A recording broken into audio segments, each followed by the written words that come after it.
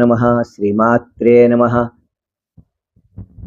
మనస్తే పాదాబ్జే నివసతు వచః స్తోత్రఫణితౌ కరచ్చాభ్యర్చాయాం శృతిరపి కదా కర్ణనవిధౌ తవ ధ్యానే బుద్ధిర్నయన యుగళం మూర్తి విభవే పరగ్రంథైః కిం వా పరమశివ జానే పరమతః.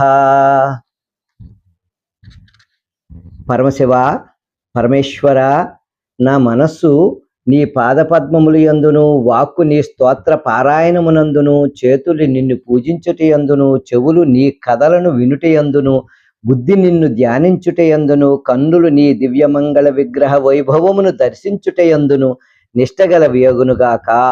ఇంతకంటే వేరుగా అన్యమైన లేదా ఉత్తమమైన గ్రంథముల చేత నేను ఏమి తెలుసుకొందును అనగా వాని చేత సాధింపవలసినది ఏమి ఉండును? ఇదే అభిప్రాయము ప్రహ్లాదుడు తన తండ్రికి చెప్పి ఉన్నాడు.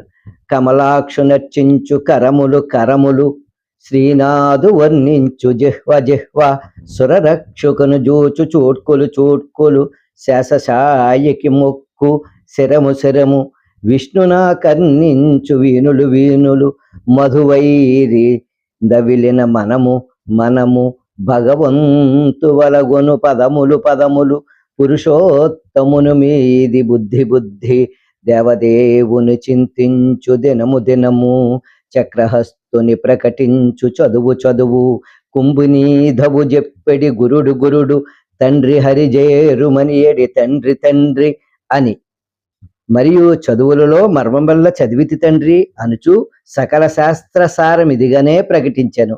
భగవంతుడు అనుగ్రహించిన కరణ కళేబరములను భగవత్ సేవకై సమర్పించి వేసి ఇక మిగులనిదేమియుండును? తాను నిర్విశేషముగా శేషించునని అభిప్రాయము.